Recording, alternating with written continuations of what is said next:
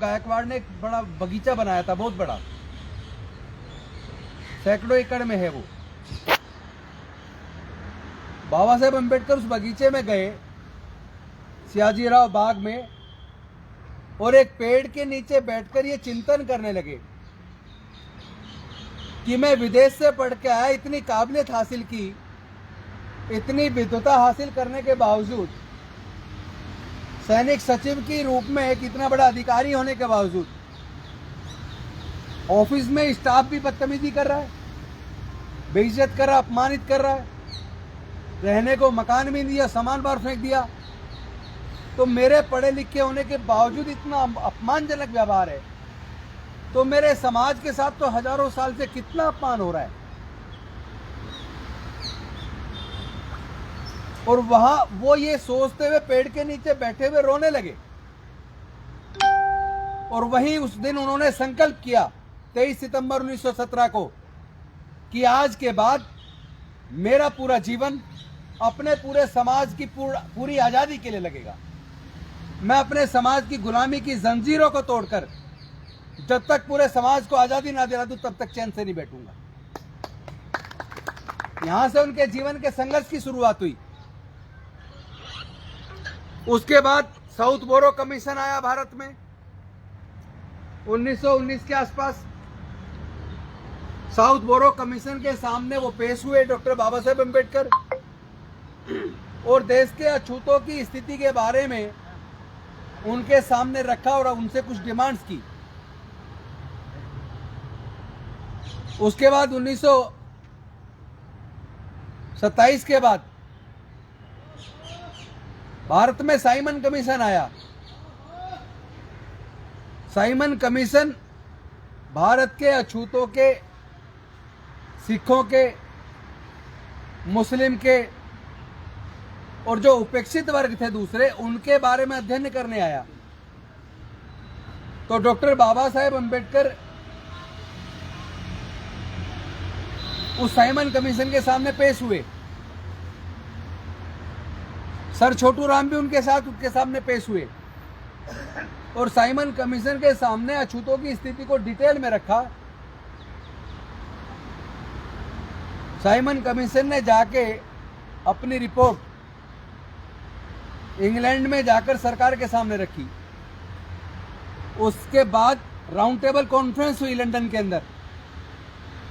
Doctor Baba Saheb Ambedkar 1930, 31, 32 में London गए और राउंड टेबल कॉन्फ्रेंस में उन्होंने अंग्रेजों की सरकार के सामने कहा कि जब तक तुम नहीं आए थे तब भी हम गुलाम थे,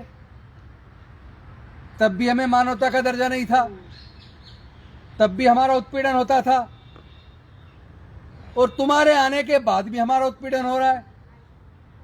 तब भी हम कुएं पे पानी नहीं ले सकते थे, तब भी सार्वजनिक तालाब में पानी नहीं ले सकते थे, और आपके आने के बाद भी हम सार्वजनिक तालाब में जहां कुत्ते, बिल्ली, गाय, भैंस घुस सकते हैं, मलमूत्र कर सकते हैं, हम इंसान होके भी उस सार्वजनिक तालाब से पानी नहीं ले सकते।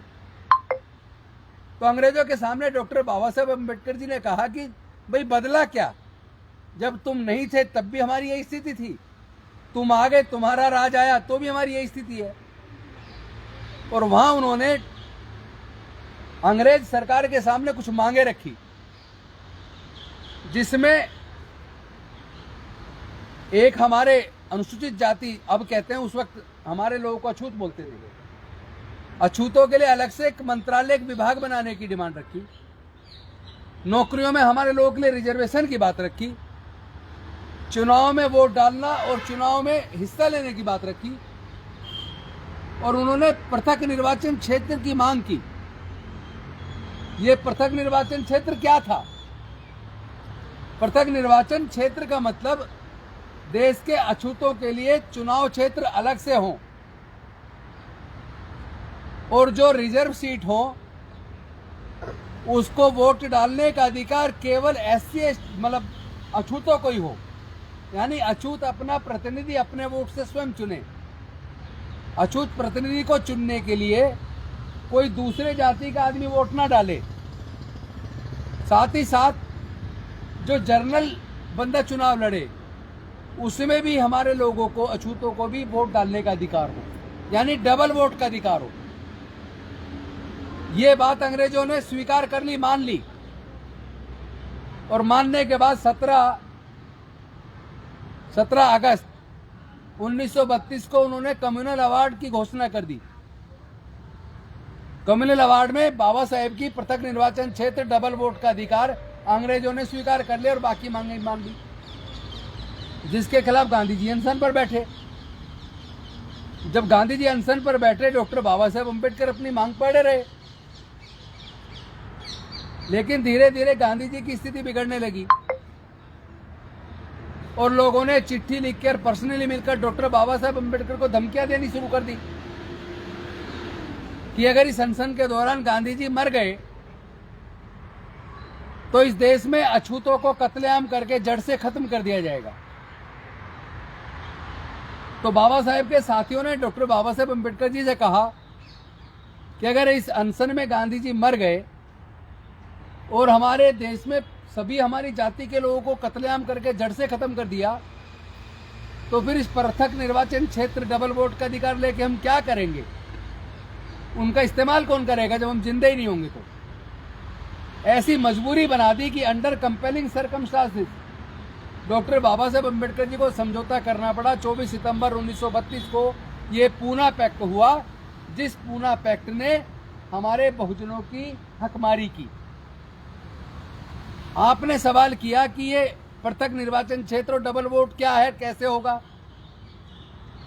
होने का मामला ये समझिए, अगर आज की बात करें, आज 545 लोकसभा की सीट है, जिसमें 543 पे चुनाव होता है और 2 सीट पे एंग्लो इंडियन को नॉमिनेट करते हैं राष्ट्रपति। चुनाव 543 पे होता है, टोटल सीट हो गई 545। 545 में 131 हो गई SC ST की रिजर्व, तो 131 भाग में पूरे भारत को बांट लो। पूरे भारत को 131 भाग में बांट के 131 जितने भाग बनेंगे वो 131, हर भाग में जितने SC ST के वोटर होंगे वहां से एक SC की सीट पे SC और ST की सीट पे ST चुनाव लड़ेगा और उसको वोट डालने में हिस्सा केवल और SC और ST के लोग ही लेंगे। यानी वहां से उस रिजर्व सीट से 131 रिजर्व सीटों से, SC ST की रिजर्व सीटों से जो जीत के जाएंगे उनके प्रतिनिधि, उनको वोट केवल SC ST के लोग ही डाल के चुनेंगे। यह है पृथक निर्वाचन क्षेत्र। अब बात आती है 545 में से 131 घटा दो, जो बाकी की सीट बची भारत को उतने हिस्से में बांट दो। उतनी सीट के लिए चुनाव पे जनरल लोग लड़ेंगे, उनको वोट सब देंगे, जनरल भी देंगे और SC ST भी देंगे। इस तरह 2 वोट, डबल वोट होगी। एक वोट रिजर्व सीट पे चुनने के लिए रिजर्व के डालेंगे और एक जनरल सीट हो गई जिसपे सब लोग मिलके डालेंगे। इसका मतलब होता है डबल वोट। तो ये मैं समझता हूँ डबल वोट का अधिकार और पृथक निर्वाचन क्षेत्र अब शायद आपको समझ आ गए होंगे। तो ये जो मांग डॉक्टर बाबा साहेब अम्बेडकर जी ने की थी, क्यों की थी? ये मांग डॉक्टर बाबा साहेब अम्बेडकर जी ने इसलिए की थी क्योंकि वो जानते थे कि अगर पृथक निर्वाचन क्षेत्र नहीं होगा और रिजर्व सीट पे जो बंदा चुनाव लड़ेगा उसको सभी जाति के लोग वोट डालेंगे, तो वो जो चुन के जाएगा फिर वो केवल SC ST का प्रतिनिधि नहीं होगा। जब वोट सबने डाल के चुना है तो वो सांसद या विधायक तो सबका हो गया, केवल SC ST का प्रतिनिधि नहीं रहा। फिर वो कभी अपने समाज की आवाज भी नहीं बनेगा, फिर वो अनुसूचित जाति जनजाति का सच्चा रिप्रेजेंटेटिव नहीं होगा, फिर वो उनकी आवाज भी नहीं बनेगा, उनके मुद्दों पे लड़ेगा भी नहीं, क्योंकि उसको तो सबने चुना है। और डॉक्टर बाबा साहेब अम्बेडकर की दूरदर्शिता इतनी जबरदस्त थी कि जो आज हम परिणाम भुगत रहे हैं कि देश के अंदर राज्यों की विधानसभाओं में और संसद के अंदर विधायक और सांसद हमारे रिजर्व सीट से जो चुन के जाते हैं, हमारे लोगों का उत्पीड़न हो रहा है, हमारे लोगों की हकमारी हो रही है, हमारे लोगों की नौकरियां छीनी जा रही हैं, सब कुछ सरकार के सारे सार्वजनिक उपक्रम बेचे जा रहे हैं, ठेकेदारी प्रथा लागू करके शोषण किया जा रहा है, हमारा सब कुछ छिन रहा है और हमारे सांसद विधायक बोल नहीं रहे। एजुकेशन महंगा करके एजुकेशन छीन ली, लेकिन हमारे सांसद विधायक तो नहीं बोले। तो सब कुछ छिन गया, लेकिन हमारे सांसद विधायक मंत्री क्यों नहीं बोले? क्योंकि वो हमारे सच्चे प्रतिनिधि नहीं हैं। 24 सितंबर 1932 के पूना पैक्ट का सबसे बड़ा नुकसान यही हुआ कि वो जो लोग चुन के गए उनको वोट सब ने डाला, केवल SC/ST ने नहीं डाला। और उनको ये डर लगा रहता है कि तुम्हारा टिकट कट जाएगा अगर तुम अपने SC/ST की बात करोगे तो। लेकिन आज मैं आपको एक बात क्लियर कर देना चाहता हूं, हमारे SC/ST OBC के माइनॉरिटी के सांसदों को कि अगर वो संसद विधानसभाओं के अंदर अपने समाज की बहुजनों के हक अधिकार की बात पे मुद्दे पे नहीं लड़ेंगे, अपनी आवाज को बुलंद नहीं करेंगे, तो उनको भी समाज आने वाले समय में सबक सिखाएगा। और वो लोग ये चिंता करना छोड़ दें कि अगर हम बोलेंगे तो हमारा टिकट कट जाएगा। टिकट काटने वालों को बता देना चाहता हूं कि वो हमारी टिकट क्या काटेंगे, हम उनकी टिकट काट देंगे। 85% जिनकी जनसंख्या हो उनके टिकट 15% लोग काट रहे हैं। अरे हम 85% लोग हैं, हम चाहे तो 15% तो कभी आ ही नहीं सकते सदन के अंदर जीत के। ये तो हमारा बड़ा दिल है कि हम चाहते हैं केवल बहुजन नहीं, केवल SC/ST OBC माइनॉरिटी नहीं, सभी जाति के प्रतिनिधि, जिसकी जितनी संख्या भारी उसकी उतनी हिस्सेदारी। हम तो इस बात को मानते हैं और आज नहीं तो कल सामाजिक न्याय होके रहेगा। और मिशन जय भीम सामाजिक न्याय की इस लड़ाई को बेहद मजबूती से लड़ रहा है आप सब साथियों के सहयोग से। आप सबका मैं धन्यवाद भी करता हूं। और ये जो मांगे हमने रखी हैं, मैं आपसे निवेदन करता हूं इन मांगों को अच्छे से पढ़ लीजिए। हम लोग वैसे तो 25 दिसंबर को दिल्ली के रामलीला मैदान को बुक करके उसमें 1 लाख लोग इकट्ठा करने वाले थे, लेकिन मुझे दुख के साथ कहना पड़ रहा है कि रामलीला मैदान खाली नहीं है, वो हमें नहीं मिला। तो हमने अपना प्रोग्राम जगह चेंज करके जंतर मंतर कर दिया और 1 लाख की जनसंख्या को कम करके अब 20,000 कर दिया। अब हम पूरे देश से बहुत ज्यादा लोग नहीं बुलाएंगे, केवल दिल्ली NCR के मिशन जय भीम के कार्यकर्ता, बहुजन समाज के, अंबेडकरवादी, मिशनरी, अलग अलग संगठन चला रहे। ऐतिहासिक दिन है, 25 दिसंबर मनुस्मृति दहन दिवस है। वो मनुस्मृति जिसने हमें जानवर से भी ज्यादा बदतर जिंदगी जीने के लिए मजबूर किया। और मुझे इस बात की अपार खुशी है कि जब मैं मंत्री था, मंत्री रहते हुए उस मनुस्मृति को भारत की संसद के सामने, कॉन्स्टिट्यूशन क्लब के सामने उसको हमने जलाया। और 25 दिसंबर 1927 को डॉक्टर बाबा साहेब अम्बेडकर जी ने उस मनुस्मृति को जलाया। तो उसी मनुस्मृति दहन दिवस पर, उस ऐतिहासिक दिन पर हम लोग जंतर मंतर पर इकट्ठे होंगे और अपनी जायज मांगों को, जिनमें नंबर 1 पर है पृथक निर्वाचन क्षेत्र, डबल वोट का अधिकार, जो गांधी जी ने छल से छीन लिया डॉक्टर बाबा साहेब अम्बेडकर जी से, वो हम वापस लेंगे। दूसरा, ठेकेदारी प्रथा पूरी तरह खत्म होनी चाहिए। तीसरा, जो भी सरकारी संस्थान बेच के प्राइवेट हाथों में दे दिए। अगर इंदिरा गांधी जी के समय पर प्राइवेट सारे बैंक होते थे, प्राइवेट सारी इंश्योरेंस कंपनी होती थी, लेकिन इंदिरा गांधी उस वक्त की प्रधानमंत्री इतनी मजबूत आयरन लेडी थी, उन्होंने हिम्मत दिखाई और देश के उन प्राइवेट बैंकों को, प्राइवेट इंश्योरेंस कंपनियों को राष्ट्रीयकरण किया। तो अगर उस वक्त की प्रधानमंत्री राष्ट्रीयकरण कर सकती थी, तो मैं आप सबसे पूछना चाहता हूं, क्या आज की सरकार जो बिक गया उसको वापस राष्ट्रीयकरण नहीं कर सकती? क्या कर सकती है? कर सकती है। इच्छा शक्ति चाहिए और इनकी गर्दन पकड़ के हम सब करवाएंगे। देश के सभी संसाधनों में, प्राकृतिक संसाधनों में, सबको हमें, बहुजन समाज को, उनकी जनसंख्या के हिसाब से, SC/ST OBC माइनॉरिटी को हिस्सेदारी भागीदारी चाहिए, चाहिए कि नहीं चाहिए? जो लोग मॉब लिंचिंग करते हैं, दलितों को, माइनॉरिटीज को हत्या कर देते हैं भीड़ इकट्ठी करके, ऐसे लोगों को फांसी की सजा होनी चाहिए। होनी चाहिए कि नहीं होनी चाहिए? ताकि सबक मिले कि किसी की भी हत्या करने का अधिकार किसी को नहीं है। कोर्ट है, कानून है देश में। अगर कोई जुल्म करता है तो उसको कानून सजा दे। तुम कौन होते हो सजा देने वाले? तो उसको फांसी की सजा ऐसे केसों में मुलजिम को दी जानी चाहिए। इसके साथ साथ जो खेतीहर मजदूर है, जिनके पास खेती की जमीन नहीं है, ऐसे मजदूरों को सरकार बंजर भूमि को खेती योग्य बना के उनमें वितरित करे। इस डिमांड को भी हम कर रहे हैं।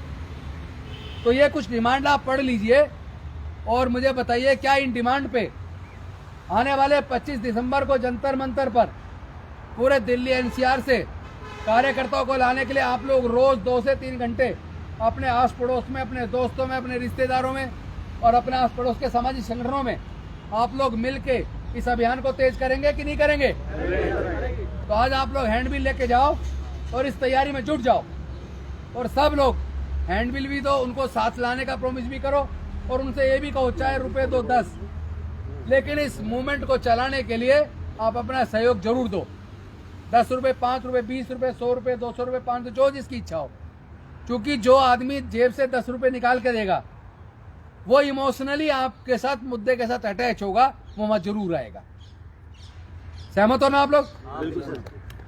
और कोई कंसेप्ट, किसी को अगर किसी सवाल पूछना हो, किसी को कोई लगता हो कोई बात है जिसपे जरूरी है जानना कुछ, तो मैं आपके हर सवाल को जवाब देके आपको संतुष्ट करने की कोशिश करूंगा। ये जो सब मुद्दे बहुत सोच समझ के लिखे, मुद्दे बहुत हैं, लेकिन एक बार बहुत सारे मुद्दे इकट्ठे छापना ठीक नहीं है। पहले प्रमुख प्रमुख मुद्दों को हमने लिया है। इन मुद्दों पर हम पूरे देश में जागरूकता का काम कर रहे हैं और फिलहाल तो दिल्ली के अंदर आने वाले 25 दिसंबर को जंतर मंतर पे सुबह की शिफ्ट हमें नहीं ली, चूंकि वो सुबह 10 बजे से 1 बजे तक दे रहे थे सिर्फ। सर्दी का मौसम है, हमने कहा हमें सेकंड शिफ्ट दो, अब पूरे दिन के लिए नहीं देते वो। मतलब एक तरह से प्रजातंत्र को केंद्र की सरकार ने खत्म कर दिया। पहले वोट क्लब पे रैलियां होती थी, उसके बाद रामलीला मैदान में भी आसानी से नहीं दे रहे। मिशन सेव कॉन्स्टिट्यूशन को कोर्ट जाना पड़ा, तब जाकर परमिशन मिली है।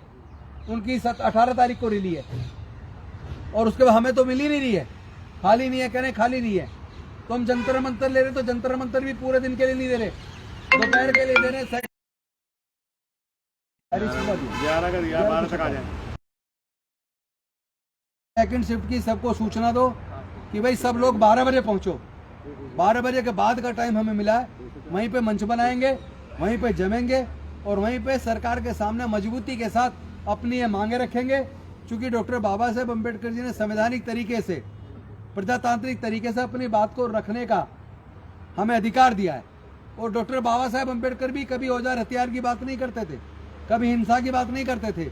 वो अपनी विद्वता से, अपनी काबिलियत से, धरने प्रदर्शन से अपनी मांग को मनवाते थे। हम चूंकि डॉक्टर बाबा साहेब अम्बेडकर के फॉलोवर हैं, तो हम हिंसा का सहारा नहीं देंगे। कुछ लोग कहते हैं ना हम लाठी के जवाब लाठी से देंगे, गोली का गोली से देंगे। ये लाठी गोली की लड़ाई नहीं है, ये लड़ाई विचारधारा की है।